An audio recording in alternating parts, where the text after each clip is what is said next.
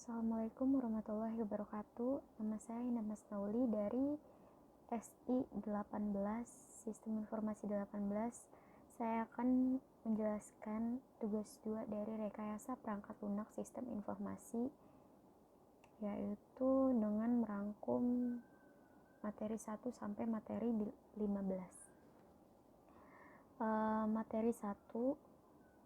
Rangkuman materi 1 adalah software development adalah salah satu tipe proyek IT yang berfokus pada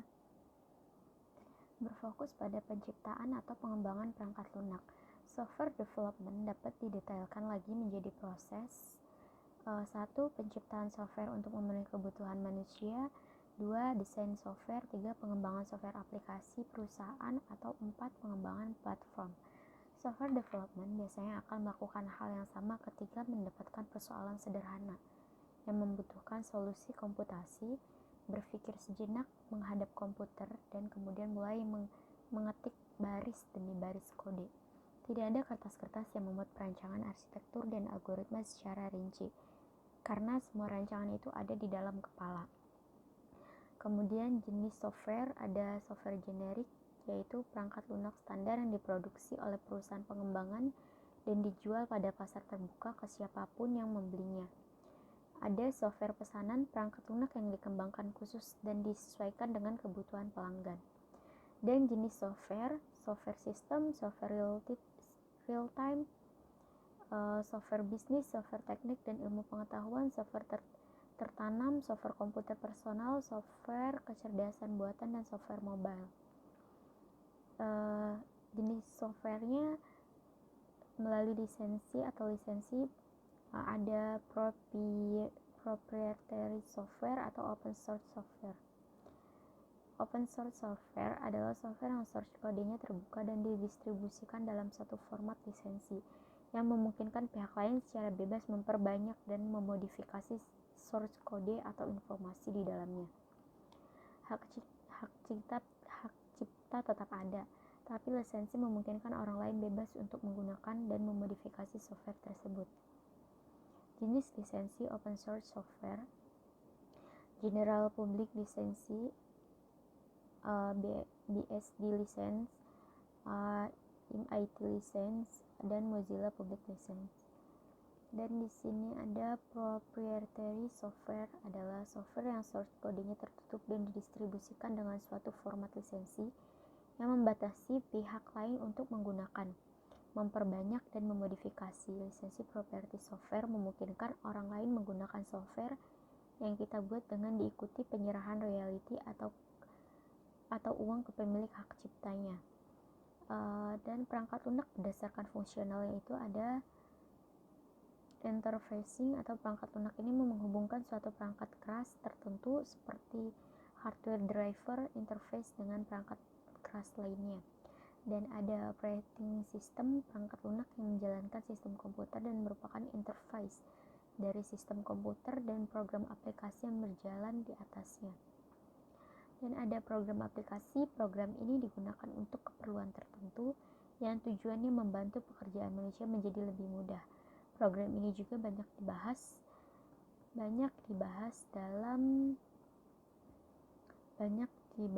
dalam pembuatan perangkat lunak. Program aplikasi ini tergantung pada kebutuhan dari program itu sendiri, seperti program Office, program graphic design, program multimedia, dan lain-lain.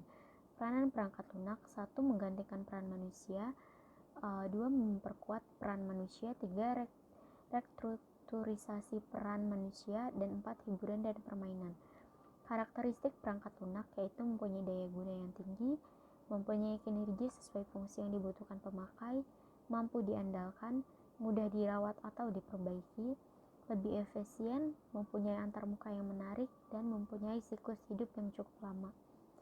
Dan proses perangkat lunak, spesifikasinya, apa yang harus dilakukan oleh perangkat lunak dan batasan atau kendala pengembangannya. Dan di pengembangan, proses memproduksi sistem perangkat lunak, validasi, dan evolusi. Di materi kedua yaitu software engineering atau rekayasa perangkat lunak, disiplin ilmu yang membahas semua aspek produksi perangkat lunak, mulai dari tahap awal spesifikasi sistem sampai pemeliharaan sistem setelah digunakan. Perangkat lunak yang dibuat harus mampu tepat waktu, tepat anggaran, meningkatkan kinerja, dan pengoperasian prosedur sistem dengan benar. Software engineering, terminologi rekayasa perangkat lunak atau software engineering pertama kali digunakan pada sebuah International Conference tentang software krisis tahun 1968. Krisis perangkat lunak merupakan akibat langsung dari lahirnya komputer generasi ketiga yang canggih. Pada waktu itu, perangkat lunak yang dihasilkan menjadi beberapa kali lebih besar dan kompleks. Pendekatan informal tidak cukup efektif atau dalam pengembangan perangkat lunak. Biaya hardware jatuh dan biaya perangkat lunak naik cepat. Perkembangan software generasi awal ada batch orientation dan custom software. Yang kedua ada generasi kedua, yaitu multi-user dan real-time database product software. Yang ketiga itu generasi ketiga ada distributed system dan low-cost hardware. Perbedaan RPL dengan rekayasa sistem adalah rekayasa sistem berkaitan dengan semua aspek dalam pembangunan sistem berbasis komputer, termasuk hardware, rekayasa PL, dan proses. RPL adalah bagian dari rekayasa sistem yang meliputi pembangunan PL, infrastruktur, kontrol, aplikasi, dan database pada sistem. Produk RPL ini ada melalui tahapan pengembangan atau Software Development Life Cycle atau SDLC. Contoh siklus hidup SDLC ada waterfall model, V-model, spiral model, fountain model, dan prototyping. Proses RPL 1. Manajemen proses meliputi project management, configuration management, quality assurance management, dan ada technical process digambarkan sebagai metode yang akan diterapkan dalam tahap tertentu dari SDLC. Ada analysis method, design method, programming method, dan testing method. Dan yang ketiga ada metode teknis ini yang dimunculkan paradigma sebagai berorientasi terstruktur, objek, aspek, dan lain-lain. Yang terlibat dalam RPL ini ada manager, kemudian ada project manager, configuration manager, dan quality assurance manager. Yang kedua itu software developer, di dalamnya ada analis, designer, dan programmer. Yang ketiga ada support, yaitu di dalamnya ada administration, technical support for customer, dan welfare. Dan kemudian proses rekayasa perangkat lunak. Biasanya spesifikasinya tidak lengkap atau menyimpang dari biasanya, lebih menghilangkan pembedaan sampai spesifikasi desain dan manufacture. Tidak dalam bentuk fisik untuk menguji sistem, software tidak bisa wear out, dan maintenance bukan berarti mengganti komponen. Dan masuk ke materi 3, Software Development Life Cycle atau SDLC adalah siklus hidup pengembangan sebuah sistem. Dalam rekayasa sistem dan rekayasa sebuah software, SDLC merupakan suatu proses pengubahan dan pembuatan sistem serta model dan metodologi yang digunakan untuk pengembangan sistem-sistem tersebut. Tahapan SDLC yaitu planning, analis, desain, dan implementasi. Software Requirement Process and Elicitation. Software requirement adalah sebuah properti yang harus diperhatikan atau ditunjukkan oleh software untuk menyelesaikan suatu permasalahan yang ada di dunia nyata atau bersifat real. Dan proses aktor yaitu orang ada di balik dan berpartisipasi dalam proses pengumpulan kebutuhan dari suatu sistem beserta peranan sistem tersebut. Contoh umum dari pemangku kepentingan perangkat lunak termasuk ada user, market analyst, dan regulator atau software engineering. Kemudian allocation technicus adalah cara untuk menyelesaikan masalah yang harus diselesaikan dan mencari petunjuk guna mengungkap solusinya. Ada interview, membuat skenario, membuat prototype, dan melalui rapat observasi membuat user story. Masuk ke materi 4, Software Requirement Fundamental adalah sebuah properti yang harus diperlihatkan atau ditunjukkan oleh software untuk menyelesaikan suatu permasalahan yang ada di dunia nyata. Dan requirement atau persyaratannya dapat disebut juga kebutuhan, adalah sebuah pernyataan tentang apa yang harus dilakukan atau karakteristik seperti apa yang perlu dimiliki oleh software untuk menyelesaikan permasalahan. Dan jenis requirement-nya itu software, ada user requirement, system requirement, dan kemudian software requirement ada dua, yaitu fungsional dan non-fungsional. Functional requirement mendeskripsikan layanan, fitur, atau fungsi yang disediakan atau diberikan oleh sistem bagi penggunanya. Kebutuhan fungsional awal merupakan fungsi atau layanan mempresentasikan tujuan dari penggunaan ketika hendak menggunakan sistem. Contoh pada sistem mesin ATM, mengecek saldo, dan menarik uang. Non-functional requirement mendeskripsikan sekumpulan batasan, karakteristik, dan properti pada sistem, baik dalam lingkungan pengembangan maupun operasional, atau atribut kualitas yang harus dipenuhi oleh sistem. Contoh pada mesin ATM, pengguna baru membutuhkan waktu belajar maksimal 10 menit untuk dapat menggunakan fungsi-fungsi utama sistem, dan setiap sistem harus tetap berfungsi minimal 10 jam setelah pasokan listrik dari PLN terhenti. Dan ada user requirement mendeskripsikan persyaratan fungsional dan non-fungsional sehingga dapat dipahami oleh user yang tidak memiliki pengetahuan teknik yang rinci. Hindari deskripsi rinci tentang perancangan perangkat lunak ditulis dengan bahasa natural, format, dan diagram intuitif yang sederhana. Dan ada sistem requirement-nya. Persyaratan sistem adalah persyaratan untuk sistem secara keseluruhan. Dalam sistem requirement mengandung komponen yang perangkat lunak dan persyaratan perangkat lunak, lebih rinci dan menjadi dasar kontak untuk implementasi sistem. Masuk ke materi 5, model-model pengembangan perangkat lunak. Ada model waterfall, model prototyping, ada model evolutionary, dan rules-based development. Model waterfall ini tahapannya yang pertama requirement analysis and definition.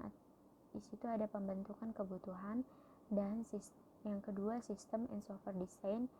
Di dalamnya mengubah kebutuhan menjadi bentuk karakteristik yang dimengerti perangkat lunak. Yang ketiga implementation and unit testing. Di dalamnya itu penulisan program. Yang keempat integration and system testing.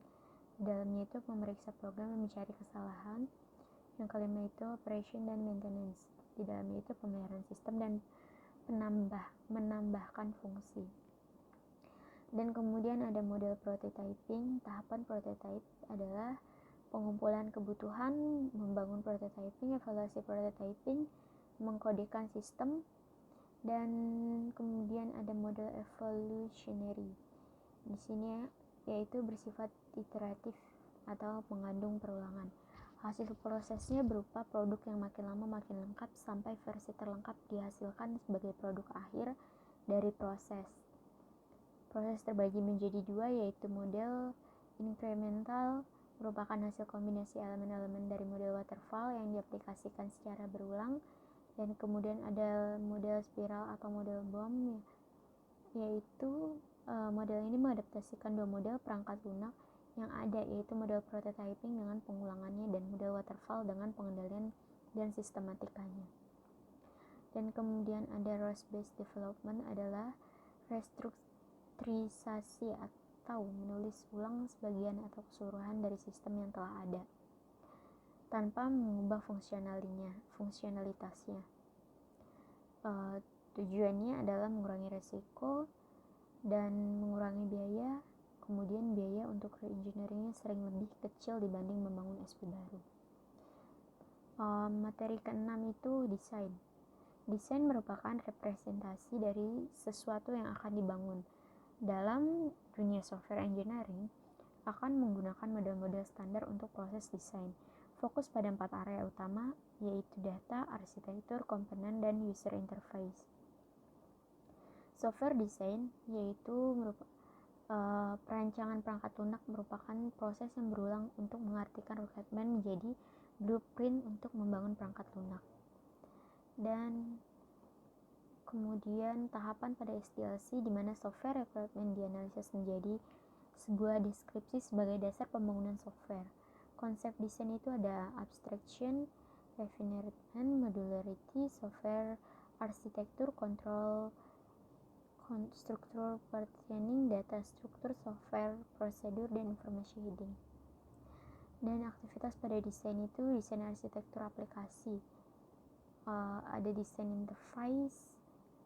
Desain arsitektur aplikasi ini yaitu penataan atau struktur yang berkaitan dengan menentukan level perincian yang tepat dari informasi pada situs memutuskan bagaimana hubungan mereka satu sama lain. Dan desain interface ini yaitu antarmuka sistem. Dan ketiga, desain database sistem yaitu database untuk mencapai desain database sistem untuk mencapai tujuan Anda dalam bekerja dengan database. Dan pendekatan proses desain ada dua, yaitu tradisional dan object oriented. Dan pendekatan secara struktur adalah mengenalkan menggunakan alat dan teknik-teknik untuk mengembangkan sistem yang terstruktur.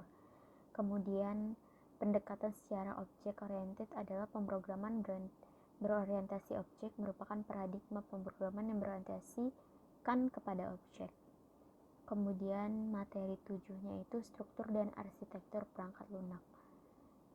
Struktur perangkat lunak berkaitan dengan susunan yang terdapat di dalam perangkat lunak. Arsitektur perangkat lunak gambaran yang menunjukkan properti spesifik dari sistem perangkat lunak. Desain arsitektur. Tujuan dari desain arsitektur adalah untuk menentukan bagaimana komponen perangkat lunak dari sistem informasi akan dialokasikan ke perangkat keras sistem. Dan kemudian jenis komponen utama arsitektur sistem ini ada dua, yaitu software dan hardware. Jenis arsitektur ini ada dua, yaitu arsitektur common use dan arsitektur advanced. Arsitektur common use terbagi menjadi tiga, yaitu arsitektur terpusat, pemrosesan data, dan client server dan arsitektur. Arsitektur advanced terbagi dua, yaitu virtualization dan cloud computing. Desain antarmuka adalah proses mendefinisikan bagaimana sistem akan berinteraksi dengan entitas eksternal, misalnya pelanggan, pemasok sistem lain. Mendefinisikan cara di mana pengguna akan berinteraksi dengan sistem, bagaimana memberikan input dan mendapatkan output, secara bagaimana sistem menerima dan menjalankan perintah. Masuk ke materi 9, yaitu strategi dalam mendesain perangkat lunak.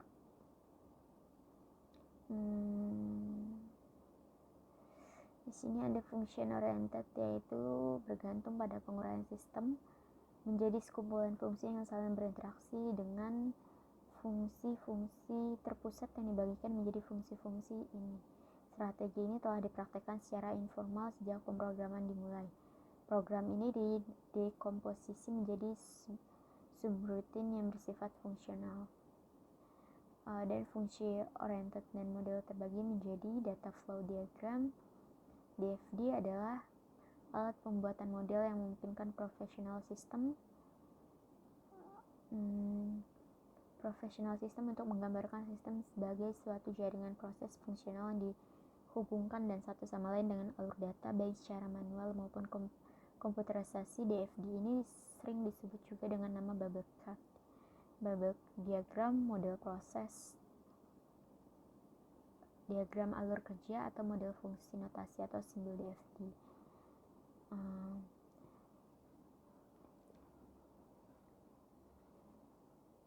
Dan berikut ada simbol-simbol dan keterangannya. Ada struktur chart atau decomposition berfungsi untuk mendefinisikan, untuk mengilustrasikan organisasi sistem informasi secara berjenjang dalam bentuk modul dan submodul. Struktur chart juga menggambarkan hubungan elemen data dan elemen kontrol serta hubungan antara modulnya. Dan ada pseudocode, adalah deskripsi dari algoritma pemrograman komputer yang menggunakan konvensi struktural dari suatu bahasa pemrograman. Ada object oriented yang didasarkan pada informasi yang disembunyikan.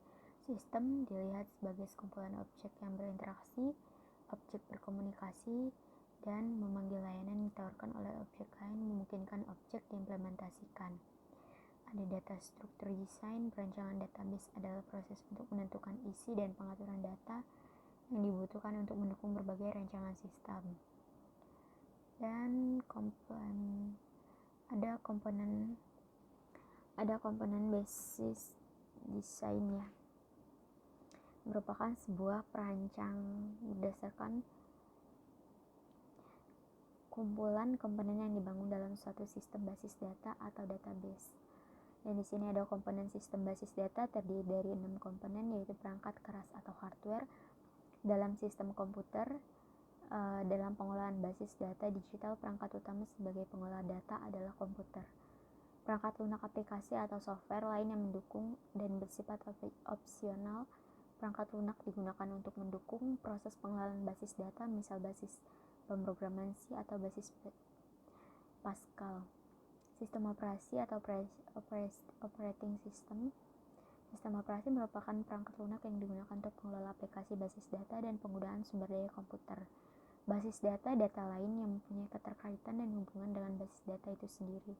Dan kemudian sistem pengelola basis data, database management system atau database management system atau DBMS, merupakan program aplikasi untuk pengelolaan basis data seperti Microsoft Access, Oracle, dan lain-lain. Pemakai atau user yaitu penggunaan yang terlibat dalam pengelolaan basis dan penggunaan basis data. Masuk ke materi 10, yaitu konstruksi perangkat lunak adalah keseluruhan aktivitas menciptakan perangkat lunak yang berfungsi dan bermanfaat melalui berbagai proses kodifikasi, verifikasi, pengujian, dan pemeriksaan ulang. Konsep dasarnya itu minimizing complexity. Dalam konstruksi perangkat lunak, pengurangan kompleksitas dapat dicapai dengan menekankan pembuatan kode yang sederhana dan mudah dibaca. Dan ada anticipating change yang mengantisipasi perubahan didukung oleh beberapa teknik khusus, yaitu metode komunikasi, bahasa pemrograman, platform, dan alat. Dan kemudian ada construction for verification. Verifikasi konstruksi berfungsi membangun perangkat lunak sedemikian rupa sehingga kesalahan dapat dilacak dengan mudah oleh insinyur perangkat lunak yang menulis perangkat lunak. Sebagaimana pengujian independen dan kegiatan operasional teknik khusus yang mendukung verifikasi konstruksi adalah standar coding untuk mendukung review kode, unit testing, dan mengorganisir kode untuk mendukung pengujian otomasi dan penggunaan terbatas struktur bahasa yang kompleks atau sulit dipahami. Dan ada result juga berkaitan dengan erat yang menggunakan kembali atau dalam konstruksi terdapat dua aspek yang terkait erat dengan konsep routes ini, konstruksi untuk digunakan kembali, konstruksi dengan menggunakan kembali. Dan kemudian ada teknologi konstruksi yaitu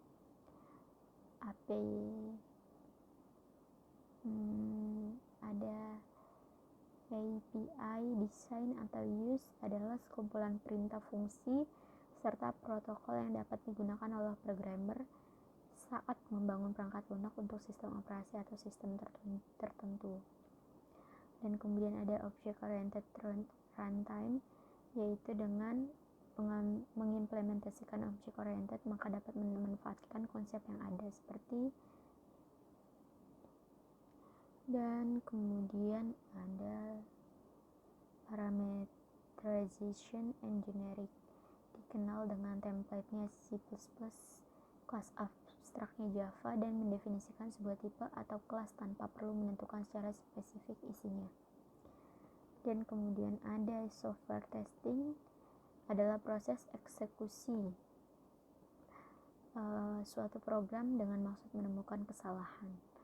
Tahap-tahapnya itu ada unit atau komponen testing, terbagi atas testing mendapatkan unit dan komponen. Unit testing merupakan proses testing di mana pengujian dilakukan pada bagian basic dari kode program, dan kemudian komponen testing merupakan pengujian yang dilakukan pada bagian kode program secara terpisah dari bagian yang lain. Dan yang kedua itu ada integrating testing.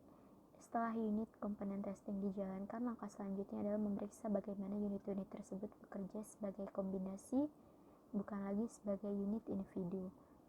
Dan yang ketiga itu sistem testing, mencakup testing aplikasi yang telah selesai di-develop, kemudian karena itu aplikasi harus terlihat dan berfungsi sebagaimana mestinya terhadap end user atau pengguna akhir. Dan kemudian itu ada acceptance testing seperti integration testing atau acceptance testing juga meliputi testing keseluruhan aplikasi. Masuk ke materi 11. Pemeliharaan software. Masuk ke materi 11, pemeliharaan software adalah proses umum pengubahan atau pengembangan perangkat lunak setelah diserahkan ke konsumen. Dan perubahan mungkin berupa perubahan sederhana untuk membetulkan error coding atau perubahan yang lebih ekstensif untuk membetulkan error perancangan atau perbaikan signifikan untuk membetulkan error spesifikasi akomodasi persyaratan baru. Tujuan dari pemeliharaan sistem ini ada untuk memperpanjang usia kegunaan aset dari sistem tersebut, untuk menjamin ketersediaan optimum peralatan, dan untuk menjamin keselamatan orang yang menggunakan sarana tersebut. Alasan dibutuhkannya maintenance itu memperbaiki kesalahan, meningkatkan desain, peningkatan implementasi, ada interaksi antarmuka dengan perangkat lain, ada perubahan perangkat keras sehingga perangkat lunak perlu menyesuaikan, dan migrasi perangkat lunak atau perangkat lunak sebelumnya diubah. Jenis pemeliharaan perangkat lunak yaitu ada pemeliharaan korektif, yaitu pemeliharaan bagian pemeliharaan sistem yang tidak begitu tinggi nilainya dan lebih membebani, karena pemeliharaan ini mengkoreksi kesalahan-kesalahan yang ditemukan pada saat sistem berjalan. Yang kedua itu ada pemeliharaan adaptif, yaitu dilakukan untuk menyesuaikan perubahan dalam lingkungan data atau pemrosesan dan memenuhi persyaratan pemakaian baru. Yang ketiga itu ada pemeliharaan preventif, yaitu penyempurnaan mempertinggi cara kerja atau maintainabilitas, kemampuan untuk dipelihara. Yang keempat itu ada pemeliharaan preventif, terdiri atas inspeksi periodik dan pemeriksaan sistem untuk mengungkapkan dan mengantisipasi permasalahan. Di sini ada model dan maintenance, yaitu quick fix. Pendekatan tipikal untuk pemeliharaan perangkat lunak adalah dengan mengubah kode program terlebih dahulu, kemudian membuat perubahan yang diperlukan pada dokumentasi program. Dan ada spiral, model proses software yang evolusioner yang merangkai sifat iteratif dan prototipe dengan kontrol dan aspek sistematis dari model sequential linear. Dan kemudian software maintenance yang efektif dilakukan dengan teknik yang spesifik atau khusus untuk maintenance. Beberapa tekniknya itu program compression atau code browser merupakan tools kunci dalam program compression. Dokumentasi yang singkat dan jelas dapat membantu, dan program compression. Yang kemudian dari engineering yang biasanya dapat tidak dilakukan untuk meningkatkan kemudahan melakukan maintenance, namun untuk mengganti legacy sistem yang sudah berumur. Dan kemudian reserve engineering adalah proses menganalisa subjek sistem untuk mengidentifikasi komponen sistem dan hubungan yang terjadi di dalamnya untuk dipresentasikan dalam bentuk lain. Kemudian ada impact analysis, mengidentifikasi keseluruhan sistem dan produk sistem yang dipengaruhi oleh permintaan perubahan, dan membuat perkiraan sumber daya yang diperlakukan untuk melakukan perubahan. Kemudian tools dalam pemeliharaan software itu ada program slickers, dapat memilih program terkenal dan membantu melacak aliran data. Itu ada cross references, dan melakukan indeks komponen program itu ada dependency analyzer. Masuk ke materi 12. Transaksi adalah eksekusi program user oleh DBMS, baik mengakses maupun memodifikasi data. Eksekusi dari program user dan atau transaksi merupakan kumpulan dari membaca dan menulis objek database. Sebuah transaksi harus memenuhi properti untuk menjaga data pada kondisi konkuren dan terjadi kesalahan sistem. Dalam hal ini dilakukan oleh DBMS, yaitu atomicity, semua aksi dalam sebuah transaksi dilakukan atau tidak dilakukan sama sekali. Dan ada konsistensi, transaksi harus dipastikan berjalan sampai selesai dengan sendirinya dan meninggalkan database dalam kondisi yang konsisten. Ada isolation saat sebuah transaksi melakukan verifikasi, data yang sedang dimodifikasi harus diisolasi dari interaksi lain. Ada durability, daya tahan, memastikan bahwa hasil eksekusi setelah dilakukan transaksi sampai selesai bertahan secara permanen. Dan ada sifat transaksi, yaitu ACID itu wajib harus terpenuhi. Penting untuk DBMS menyediakan mekanisme untuk mempertahankan hal tersebut. SQL Server menjadi 2. Ada 3 alasan yang dapat menyebabkan sebuah transaksi itu tidak sesuai atau tidak selesai, yang merupakan 1, dibatalkan atau diberhentikan, yang kemudian itu terjadi crash, yang ketiga itu sebuah transaksi mengenali situasi yang tidak terduga. Dan kemudian ada persyaratan atomicity ini jika transaksi gagal setelah angka 3. Sistem ini harus memastikan bahwa update dari transaksi yang hanya sebagian maka tidak dilaksanakan dalam database semua atau tidak sama sekali. Dan kemudian ada persyaratan konsistensinya itu di sini pengecekan jumlah saldo rekening, misalnya saldo rekening harus sama dengan jumlah awal dikurangi uang yang akan diambil. Dan di sini ada persyaratan isolation, yaitu isolasi dapat dipastikan dengan menjalankan transaksi secara serial atau satu demi satu. Dan kemudian ada persyaratan durability, yaitu update ke database dengan transaksi harus tetap bertahan bahkan jika ada kegagalan perangkat keras. Jika ada kegagalan, lihat prinsip atomicity-nya. Dan kemudian ada status transaksi, yaitu ada aktif, dilakukan sebagian, gagal, dibatalkan, dan berkomitmen dilakukan setelah berhasil diselesaikan. Kemudian ada eksekusi bersamaan, yaitu beberapa transaksi diizinkan untuk berjalan bersamaan dari sistem. Ada skema kontrol konkurensi, mekanisme yang mencapai isolasi, yaitu untuk mengontrol interaksi di antara transaksi bersama untuk mencegah mereka menghancurkan konsistensi database yang akan dipelajari di bab 15. Ada jadwal urutan instruksi yang menentukan urutan kronologis di mana instruksi transaksi bersama dijalankan. Dan ada serializability, yaitu basic assumption setiap transaksi menjadi konsistensi database, jadi eksekusi serial, dan serangkaian transaksi menjadi konsistensi database.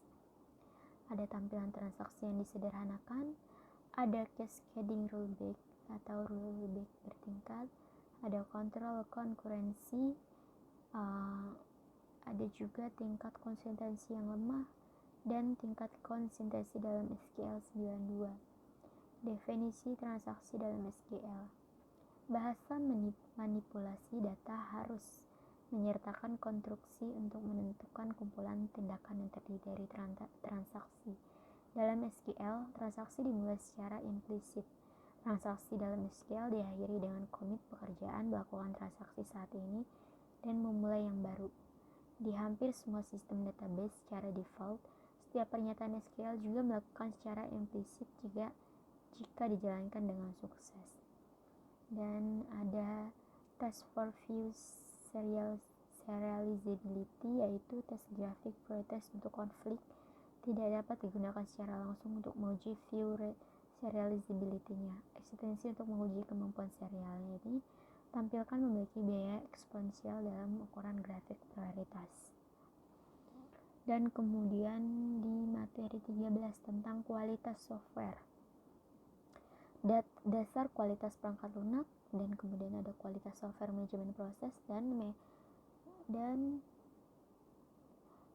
metrik kualitas software. Dasar kualitas software perangkat lunak ini, kualitas perangkat lunak adalah sejauh mana suatu sistem komponen dan proses memenuhi ditentukan persyaratan. dan itu sejauh mana suatu sistem komponen atau proses bertemu pelanggan atau kebutuhan pengguna atau harapan. Kualitas perangkat lunak mengukur berapa baik perangkat lunak dirancang dan seberapa baik perangkat lunak tersebut sesuai dengan desain itu. Dan kualitas secara kesesuaian dengan persyaratan. Aspek kualitas perangkat lunak. Kualitas fungsional memenuhi perangkat lunak persyaratan, menghasilkan perangkat lunak dengan cacat minimal, performance yang baik, mudah belajar dan mudah digunakan. Ada kualitas struktural yaitu testabilitas kode, pemeliharaan kode, kode dimengerti, efisiensi kode, keamanan kode. Kualitas prosesnya itu tepat waktu sesuai anggaran. Dan kemudian manajemen kualitas perangkat lunak adalah kumpulan dari semua proses yang memastikan bahwa perangkat lunak, perangkat layanan dan implementasi memenuhi kualitas perangkat lunak yang sesuai tujuan dan mencapai kepuasan pemangku kepentingan. SQM terdiri dari 4 subkategori yaitu perencanaan kualitas perangkat lunak, dan kemudian jaminan kualitas perangkat lunak, dan peningkatan proses perangkat lunak, dan kualitas software matrix ini terdapat model faktor MC-Call mengklarifikasi semua persyaratan perangkat lunak menjadi satu model kualitas dan 23 kriteria atau kualitas. 11 faktor tersebut adalah dikelompokkan menjadi 3 kategori, yaitu ada produk operasi faktor yaitu ketetapan, keandalan, efisiensi, integritas, kegunaan. Produk revisi faktor, maintainability, flexibility, dan testability. Dan ketiga ada produk transisi faktor yaitu portabilitas, dapat digunakan kembali, dan interoperabilitas. Dan kemudian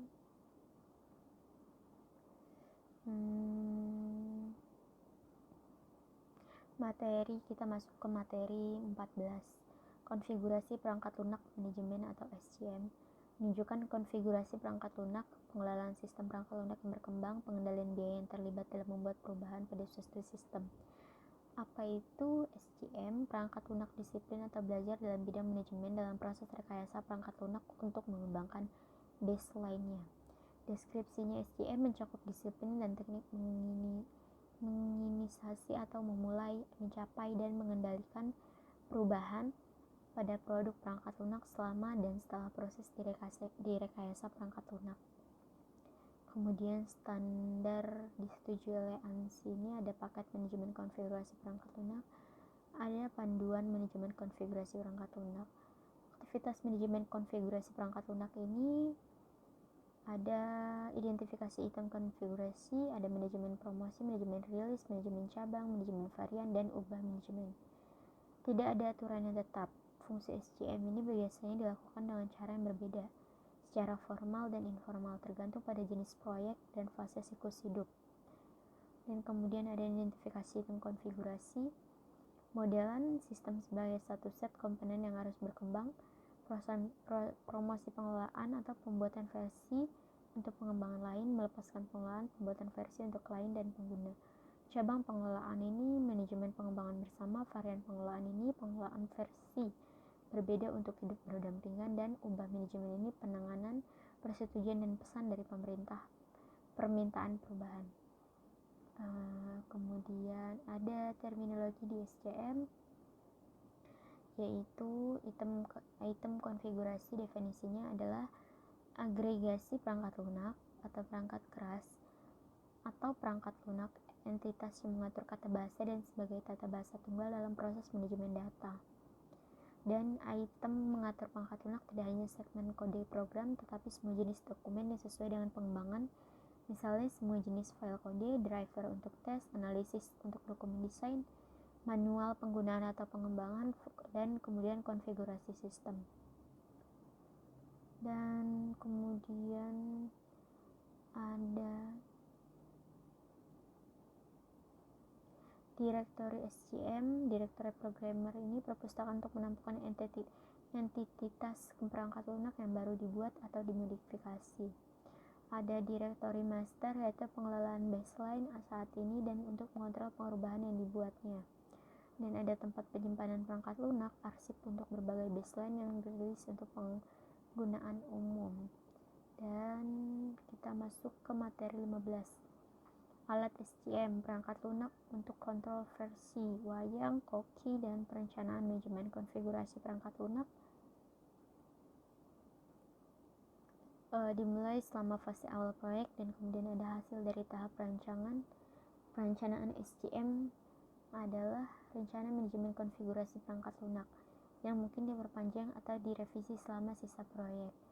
Dan rencana manajemen konfigurasi perangkat lunak ini mendefinisikan jenis dokumen untuk dikelola dan di skema penamaan dokumen, kemudian mendefinisikan siapa yang bertanggung jawab untuk prosedur CM dan pembuatan baseline-nya, dan kemudian mendefinisikan kebijakan untuk perubahan kontrol dan manajemen versi, kemudian menjelaskan alat yang harus digunakan untuk membantu proses CM dan batasan apapun dalam penggunaannya, kemudian mendefinisikan database manajemen konfigurasi digunakan untuk mencatat informasi konfigurasi.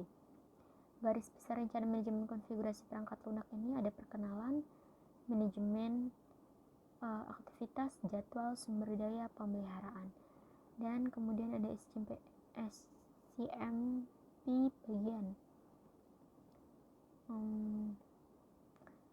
Ada ruang lingkupnya, gambaran ikhtisar proyek, identifikasi CI yang diterapkan manajemen konfigurasi perangkat lunak, dan kemudian ada SCM bagian 2 yaitu manajemen, yaitu ada organisasi, tanggung jawab, kebijakan yang berlaku, dan kemudian ada aktivitasnya. SCM yaitu identifikasi konfigurasi, kontrol konfigurasi, akuntansi status konfigurasi, dan audit konfigurasi dan review, dan kemudian ada kontrol antarmuka. Kontrol konfigurasi ini mendefinisikan langkah-langkah berikut. Bagaimana mengidentifikasi kebutuhan untuk perubahan, dan kemudian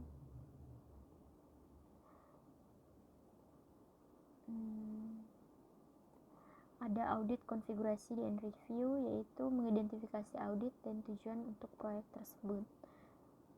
Untuk setiap audit atau tinjauan, rencana harus mendefinisikan objektif, item konfigurasi sedang ditinjau, jadwal peninjauan, prosedur untuk melakukan review, peserta berdasarkan jabatan, dokumentasi yang dibutuhkan, dan kemudian ada prosedur untuk mencatat kekurangan dan cara memperbaikinya, dan kemudian ada kriteria persetujuan.